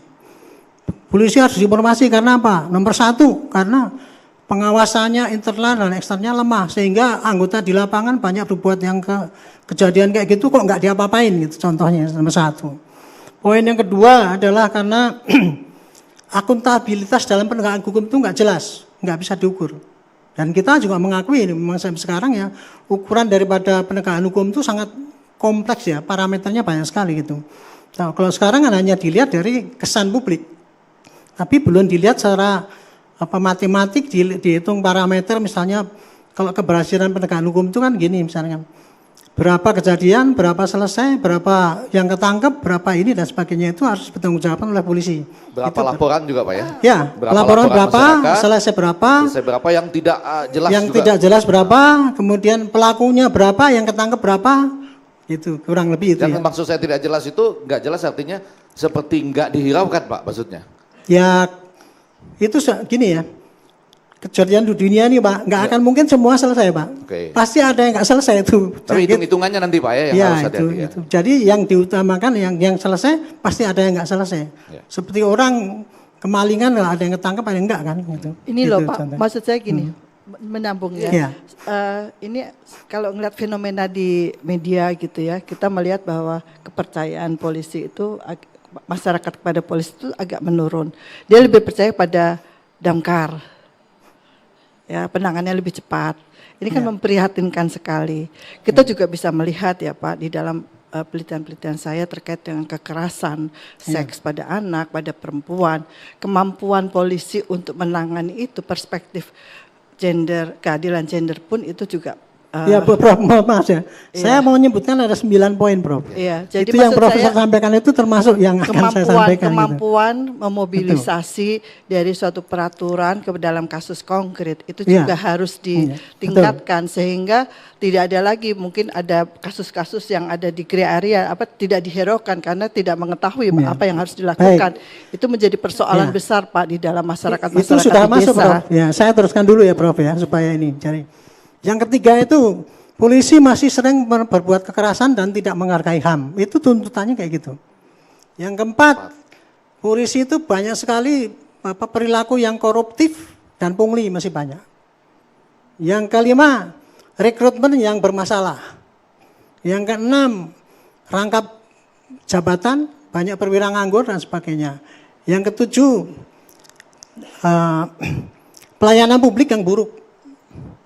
Yang kedelapan, impunitas bahwa kalau polisi berbuat salah itu kemudian tidak ditindakkan gitu. Itulah kelemahan-kelemahan polisi yang kemudian kita acu untuk membuat kita reformasi. Kalau kita amati dari 9 poin itu semua adalah dipraktekkan polisi yang terdepan. Bukan hanya terdepan yang kecil-kecil ya, prajurit, tapi juga termasuk para pejabat yang terdepan yang bisa dimonitor oleh masyarakat. Disitulah seperti perilaku hedonis misalnya, kan itu bisa kelihatan gitu ya. Akibat daripada itu sehingga polisi memang perlu direformasi. Kita menyadari itu. Mungkin paradigmanya ya Pak, paradigma polisi terhadap masyarakat gitu. Di dalam dinamika masyarakat itu kan bermacam-macam. Seharusnya masyarakat itu menjadi teman di dalam menciptakan ketertiban gitu, jangan dimusuhi justru gitu. Ini yang terjadi seperti itu sehingga ada gap antara masyarakat dengan polisi di dalam penanganan kasus di dalam masyarakat. Seperti itu sih Pak kira-kira yang harus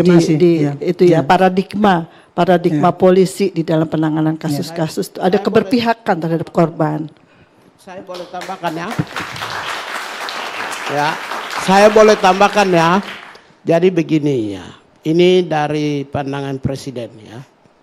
Tadi kan tentang penerapan tugas kepolisian di lapangan. Jadi ya, reformasi kepolisian ini tidak semata-mata evidence based peristiwa kemarin ya.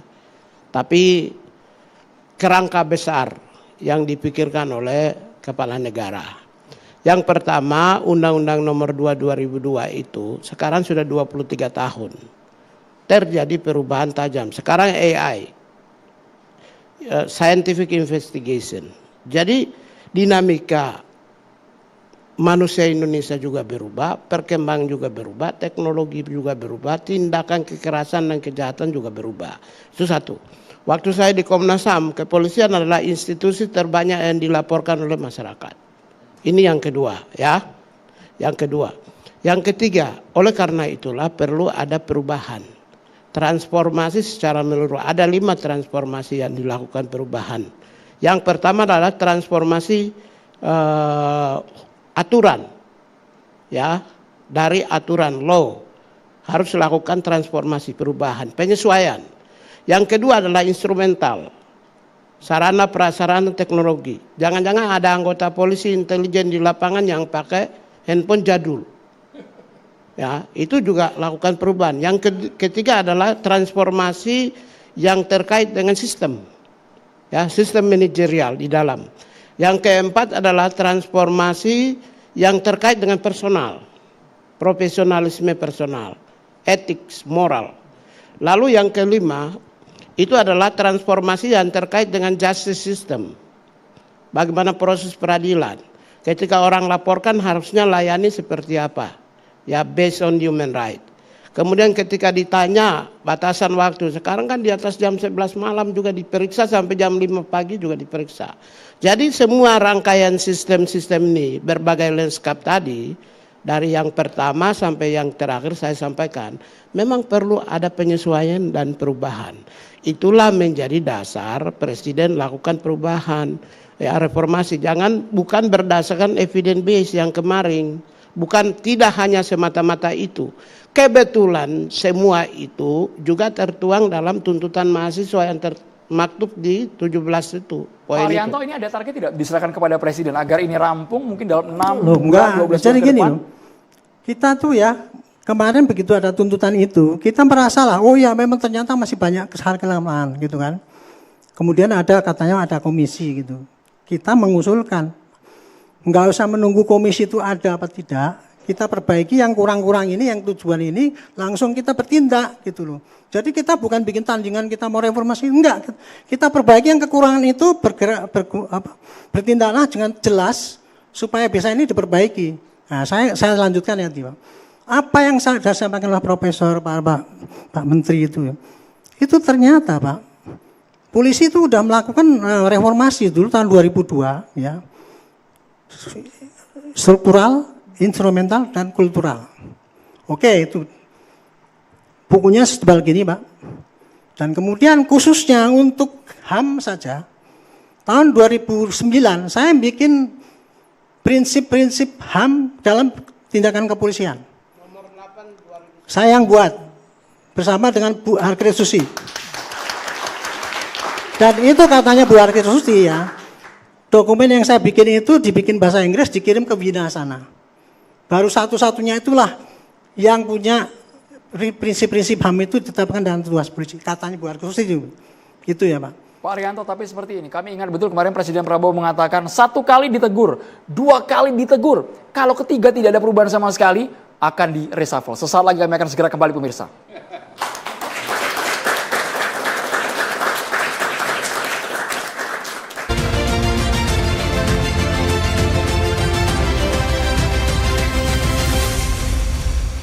Apakah Anda sering merasakan nyeri di bagian leher dan pinggang? Sudah melakukan berbagai cara seperti pijat, koyo, dan minum berbagai obat namun belum berhasil? Waspadalah, penyakit syaraf terjepit mengintai Anda. Setelah sukses dengan Dr. Pillow generasi pertama, kini telah hadir generasi terbaru Dr. Pillow. Bantal terapi pinggang dan leher yang mengadopsi teknologi elektronik pemanas mutakhir menggunakan prinsip pelepasan energi panas dari batu turmalin. Dr. Pillow dilengkapi dengan 72 lempengan batu turmalin yang dapat memproduksi ion negatif yang berfungsi untuk mengurai asam laktat berlebih di dalam tubuh. Dr. Pillow memancarkan sinar far infrared yang meregenerasi cincin anulus tulang belakang yang dapat meredakan nyeri dan pegal-pegal. Waspadalah saat angkat beban berlebih, duduk terlalu lama, banyak berdiri, kerja membungkuk, nyeri tulang belakang, nyeri di leher, sering pusing, dan penyebab sakit yang luar biasa. Waspadalah saraf terjepit. Jika dibiarkan akan semakin parah. Mulai dari sakit kepala, impotensi, stroke, hingga kematian. Dr. Pillow dapat digunakan di bagian leher yang bermanfaat untuk merelaksasi syaraf dan otot yang kaku penyebab sakit. Di bagian pinggang bermanfaat untuk mencegah sakit pinggang dan membantu penyembuhan saraf kejepit. Di bagian betis bermanfaat untuk membantu merelaksasikan syaraf dan otot kaku akibat olahraga dan aktivitas yang berlebihan. Di telapak kaki bermanfaat untuk membantu memijat titik-titik refleksi dengan sinar infrared jauh. Dr. Pillow memiliki pengaturan suhu yang dapat disesuaikan sehingga nyaman saat Anda gunakan. Dr. Pillow generasi terbaru memiliki tambahan ketinggian dan kenyamanan pengguna. 7 khasiat Dr. Pillow. Mencegah dan membantu penyembuhan syaraf terjepit. Membantu regenerasi tulang rawan di pinggang dan leher. Menghilangkan pegal otot di pinggang dan leher. Melancarkan peredaran darah di pinggang dan leher. Meningkatkan suplai oksigen dan nutrisi ke otak. Meningkatkan koordinasi syaraf tulang belakang dan meningkatkan hormon endorfin. Dr. Pillow, solusi bantal terapi terbaik. Institusi pemerintah pusat, provinsi, kabupaten, kota. Jadi kepatuhan itu adalah bagaimana misalnya di kepolisian. Itu kan ada Perkap nomor 8 2009, yaitu penerapan tugas kepolisian berbasis hak asasi manusia. Ya, dengan adanya Perkap ini, maka kita beri permen itu memberi penguatan supaya lo harus begini, ada tata caranya berbasis kepada hak asasi manusia. Sehingga bahkan juga potensi ke depan itu mulai dari Kapolres ke atas kami kasih sertifikat HAM. Harus sertifikasi HAM. Supaya apa? Dengan adanya permen kepatuhan ini yang mengikat seluruh komunitas elemen bangsa, apakah individu, apakah komunitas sosial, apakah pemerintah, apakah aparat, yang memunculkan ketidakadilan Republik ini kami rem dengan aturan-aturan ini. Mengunci mereka. Ada payung hukumnya ya? Payung hukum itu mengunci sehingga yang muncul di Indonesia adalah keadilan. Memang jujur, kalau dalam orang yang menimbulkan sumber-sumber ketidakadilan itu semua orang. Saya juga bisa menghasilkan ketidakadilan, Bapak juga bisa, Abang juga bisa, semua individu rakyat juga bisa. Institusi-institusi juga bisa memunculkan ketidakadilan. Negara, pemerintah, swasta bisa memunculkan ketidakadilan. Oleh karena itulah saya menghadirkan payung-payung yang meminimalisir ketidakadilan. Sehingga yang ke depan itu adalah muncul ada rasa keadilan, rasa memiliki terhadap bangsanya, kepada negaranya, antar sesama manusia. Itu dari sisi saya. Boleh? Boleh, sambung. Saya sedikit aja. Jadi ke depan nanti Komnas HAM akan memiliki kekuatan yang jauh lebih kuat dari ini ya. Jadi ada kekuatan menyidik, kemudian juga melakukan penuntutan jadi gini, dan semacam itu ya. Saya persiapkan memberi penguatan kepada Komnas HAM itu ada 2 alternatif.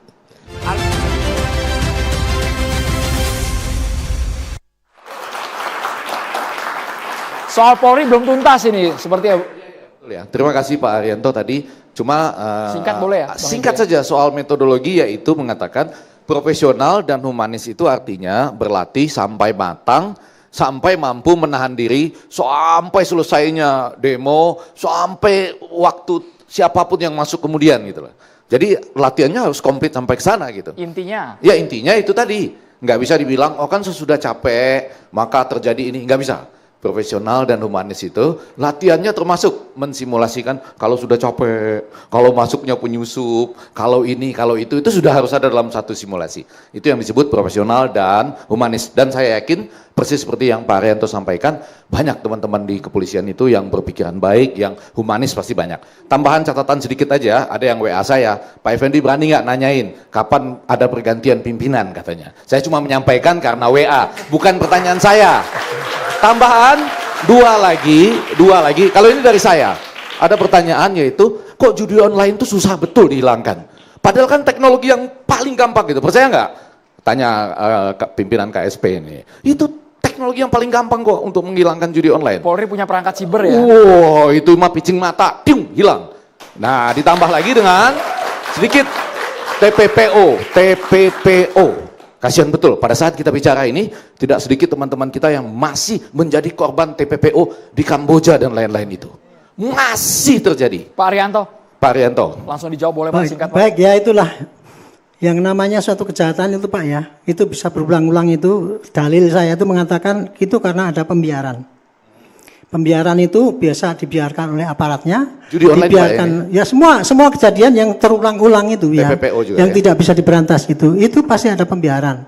Pembiaran entah aparatnya juga membiarkan, masyarakatnya juga membiarkan, pemerintahnya juga membiarkan. Nah sekarang sudah ini kan Pak Prabowo sudah ngebrak ini ya, mudah-mudahan nanti yang seperti itu tadi praktek-praktek yang selama ini terjadi itu bisa diungkap dan polisi juga bisa ngikut-ngikutin itu. Sebetulnya tapi saya nambahin tadi ya, apa yang disampaikan Pak Nator Spiga oleh Bu, Yang namanya buku petunjuk itu, buku saku Brimob itu tebalnya 100 halaman, Bu. Sabara tebalnya 100 halaman. Yang saya buat itu cuma 50 halaman dulu. Sayang itu sudah detail sekali, Bu. Kalau menghadapi ini kamu harus bersahabat, gitu. Ada semua. Masalahnya itu ketika itu dipublikasikan belum dibaca sama anggotanya di lapangan. Itu masalahnya. Yang kedua, apabila ada pelanggaran-pelanggaran itu sekarang yang berlaku tidak langsung ditindak itu sehingga tumpul itu pengawasannya. Itulah yang akan kita perbaiki dalam waktu 1 tahun ini. Mudah-mudahan kita ada perubahan kalau itu pakai dudun, Pak, kita bikin. Boleh, nggak boleh, gitu aja. Sehingga anggota di lapangan mudah dan kemudian bukan berupa buku, Pak. Kita masukkan dalam HP, anggota bisa tiap hari baca gitu. Kalau yang dulu enggak, yang buku saya buat itu sudah biayai AOM, sudah diedarkan seluruh polsek, sekarang dicek satu pun enggak ada yang baca. Jangankan anggotanya, perwiranya aja enggak baca. Itu contohnya kayak gitu, Pak. Boleh kita ke Bang Kodari, pembenahan di berbagai sektor strategis di negeri ini, Bang Kodari, sebelum nanti ke Prof. Ratia. Ya, Presiden mengatakan bahwa adanya tantangan itu tidak menjadikan kita untuk berhenti, Pak Effendi. Jadi program-program tetap berjalan. Kalau terminologi dari yang amat terpelajar Ferry Juliantono tadi, ini suatu proses yang ongoing. Jadi antara praktek kebijakan publik dengan proses pembelajaran itu semuanya berjalan simultan. Dan memang saya kira realita kehidupan mengajarkan bahwa yang namanya solusi itu tidak selalu dirumuskan dan ketemu di depan. Dia ketemu di tengah jalan. Jadi kita berproses. Yang pasti adalah bahwa komitmen Presiden untuk melakukan transformasi bangsa itu sangat luar biasa, sangat kuat. Dan ini masih banyak chapter-chapter yang belum dibuka ini. Kemarin kan waktu rapat paripurna kan ada 2 sesi itu, Pak Arianto, yang terbuka, yang boleh diakses oleh media, dan ada yang tidak terbuka. Wah, ini masih banyak lagi, Pak Effendi. Cuman masalahnya saya nggak bisa kayak Pak Effendi dengan alasan ada yang WA lalu kemudian dapat bocoran. Nggak bisa saya. Tapi tunggu tanggal mainnya, ya. Gini, kelebihan Presiden kita ini adalah maksudnya akan banyak kejutan gitu, Bang Kodari. Masih banyak. Ya, contoh aja lah kemarin 13 triliun. Itu kan sitaan dari kasus CPO. Pernah nggak ada presiden sebelumnya? Nggak ada. Padahal sebetulnya praktik semacam itu saya sangat yakin sudah pernah terjadi di masa lalu. Karena yang namanya CPO itu kan ada domestic market obligation kan, kelangkaan minyak sawit, minyak goreng, itu kan bukan cuma kemarin saja, udah pernah terjadi. Tetapi kemudian apakah kemudian ada tindakan pidana yang berujung pada penyitaan uang dalam jumlah yang luar biasa begitu. Termasuk juga yang di Bangka Belitung itu, ya. Bagaimana Presiden mengatakan begini, bayangkan kalau tiap tahun 45 triliun, 10 tahun itu 450 triliun. Betapa banyak uang yang bisa kita gunakan untuk pembangunan sumber daya manusia dan untuk transformasi bangsa. Jadi begitu. jelas ya 13 masih banyak sekali masuk ke negara, masih banyak sekali masuk ke ini. negara. Ya. Jadi gini, kelebihan Pak kita dengan Pak Prabowo ini, beliau ini Bu Rati ya, ini Pak Bu Rati. Beliau ini adalah bagian dari elit, tetapi jiwanya sangat kerakyatan, sangat merakyat. Sehingga beliau itu udah paham lah istilahnya hal-hal yang bisa dikerjakan dan biasa dikerjakan oleh segelintir elit yang selama ini serakah nomik tadi, yang mencuri uang negara, yang merugikan tipu-tipu, beliau tahu. Jadi kalau Pak Prabowo ini nggak bisa tipu-tipu ini nanti semuanya.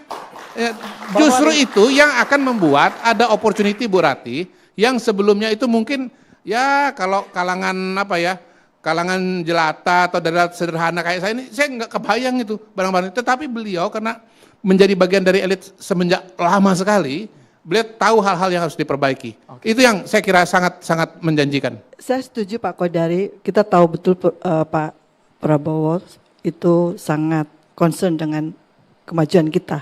Persoalannya kan berarti antara Pak Prabowo sebagai presiden, lalu kemudian itu diturunkan, diimplementasikan di dalam kementerian atau institusi, itu nggak jalan ke bawah. Persoalan jalan Bu. Ibu persoalan misalkan contoh aja kok kemarin misalkan bagaimana soal CPO dan penyalahgunaan DMO itu ditindak tegas oleh Jaksa Agung. Misalkan, itu 13 triliun itu Itu kan depan mata, itu Betul, nyata betul, sekali itu contoh konkret. Termasuk Persoalannya juga gini. yang di Bangka Belitung, bagaimana ditindak ya dan dihentikan penyelundupan yang udah berjalan sekian tahun, Bu. Enggak, Jadi ini berjalan, Bu, maksud berjalan, saya, Bu. ya, saya setuju.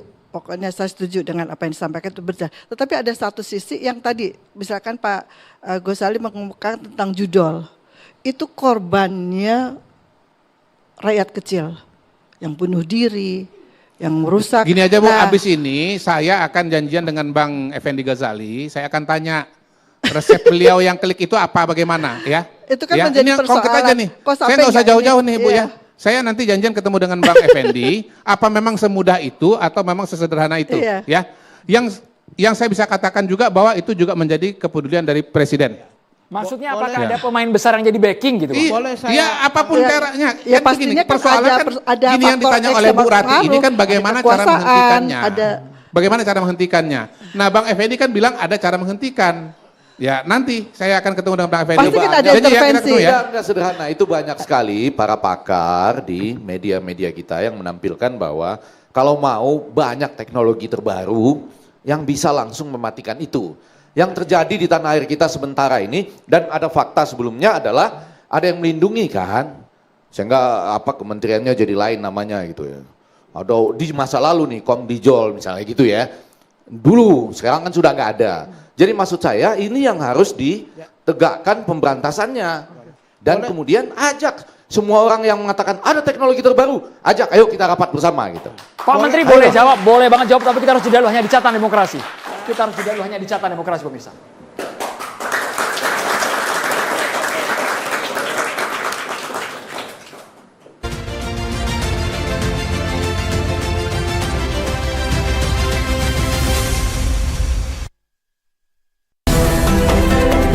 BHS Dia.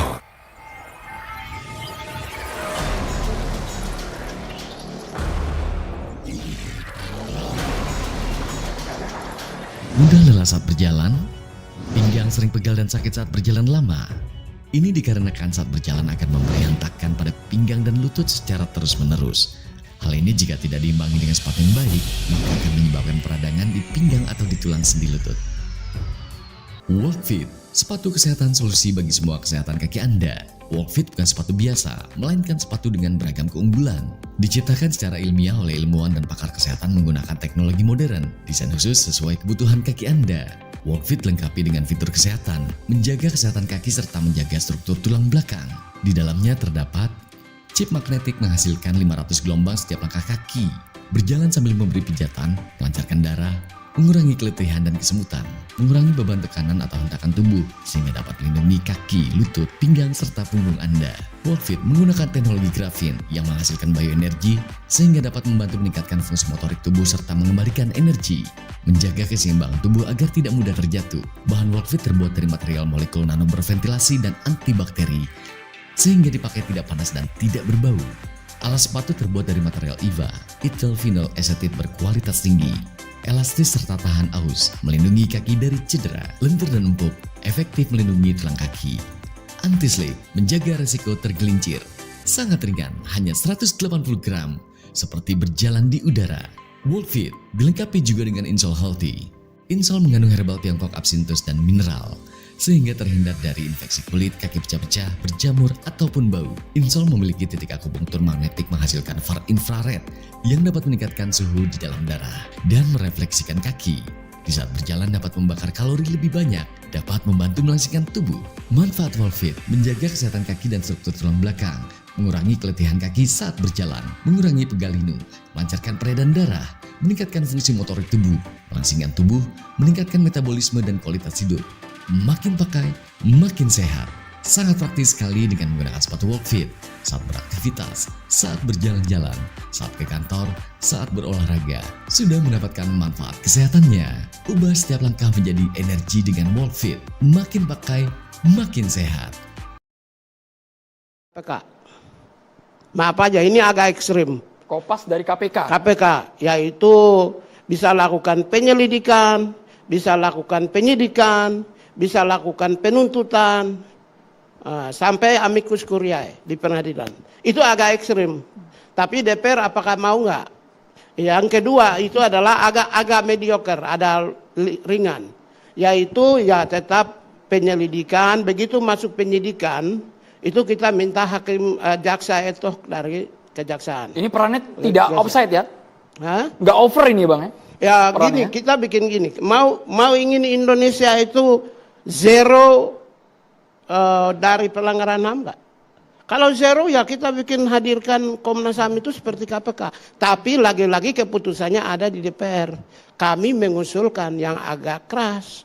Kalau KPK bisa nangkap orang, bisa menuntut orang, kenapa Komnas HAM tidak bisa nangkap orang dan bisa menuntut orang? Idenya out of the box juga ini. Ya sebelum memang Bang harus Kodari gini. Contoh di India itu bisa. Kenapa kita nggak bisa? India bisa, kenapa kita nggak bisa? Kalau Del Pedro sekarang gimana? Kalau Del Pedro justru karena saya tidak mau ada Del Pedro lagi. Tapi yang maka sekarang, di undang-undang kalau saya yang lagi sekarang berkasus. Sekarang kan sikap saya jelas.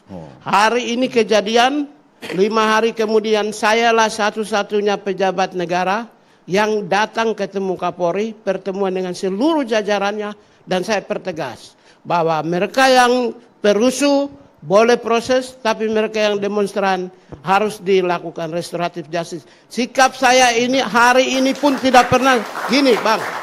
Boleh tanya, Sikap Pak? saya ini hari ini pun saya tidak pernah cabut. Pak. Dan saya masih meminta Pak Kapolri, mereka yang demonstran itu harus diberikan alternatif lain. Boleh saya justice. tanya Pak?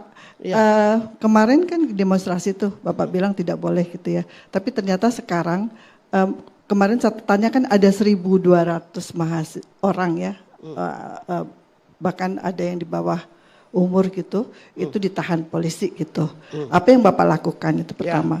Yang kedua adalah apa kategori untuk mengatakan bahwa patuh itu, kepatuhan itu apa yang dituntut institusinya, apa yang dilakukan untuk memberikan indikator kepatuhan. Kan itu berarti ada penilaian untuk patuh atau tidak. Ya.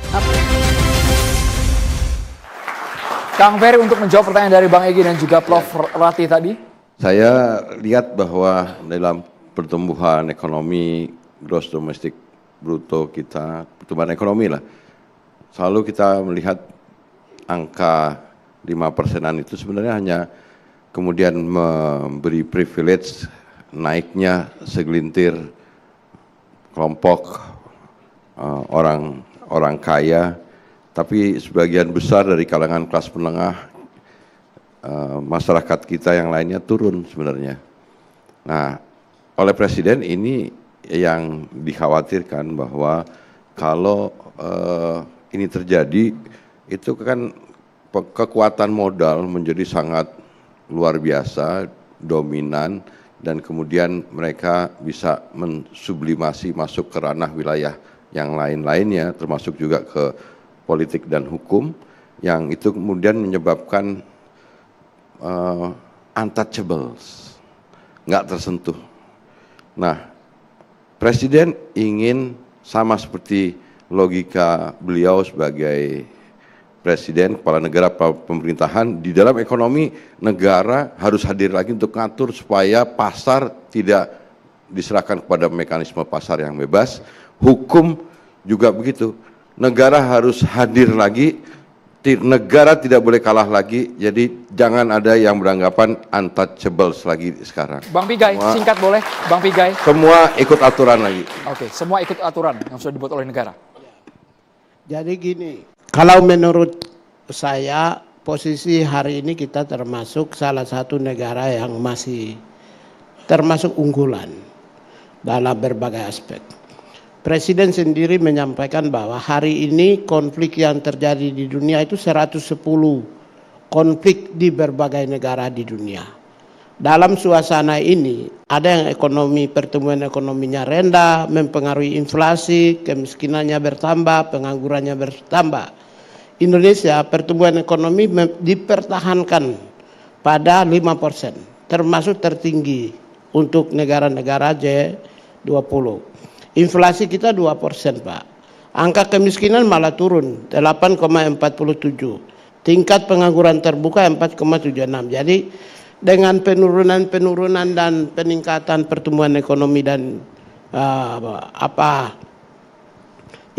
inflasi kita yang rendah ini, menurut saya ya Presiden Prabowo adalah statementship. Presiden Prabowo adalah mampu membangun sebuah mengelola negara dalam kondisi suasana yang situasi yang mengganggu stabilitas karena ada dampak dari geopolitik, geoekonomi dan dampak-dampak yang tercipta di seluruh dunia. Terima kasih banyak. Oleh karena itulah maka saya pikir gini, hubungan antara rakyat dengan negara harus terkontrol, terjaga. Relasi interpersonal rakyat tetap terjaga, tapi kita juga memberikan ruang untuk mengisi ruang-ruang kosong yang tidak sempat diisi oleh kami-kami yang Terima kasih Bang Pigai, Bang Kodari, Bang Ferry, Pak Arianto. Para panelis kita kami yakin undang-undangnya pengen dikeluarkan semua malam hari di Catatan Demokrasi. Bang Effendi Ghazali, Prof. Rati, terima kasih Bang. Sudah plong? Sudah puas akan jawaban para menteri, para kepala lembaga? Jujur, sudah puas? Oh, belum ternyata ya. Kepuasan itu sifatnya relatif. Tapi kita tunggu nanti dalam jangka waktu dekat ini, kita tunggu kejutannya. Karena kabarnya akan ada penangkapan besar-besaran yang akan dilakukan. Dan itu akan menunjukkan kita semua. Terima kasih banyak mahasiswa dari Universitas Indonesia. Saya juga mengucapkan terima kasih kepada BAS yang terus mendukung Catatan Demokrasi. Saya Andromeda Mercury, selamat malam. Sampai jumpa. Bang Pigai, terima kasih banyak. Aman. Masih setia Bang, masih setia Bang.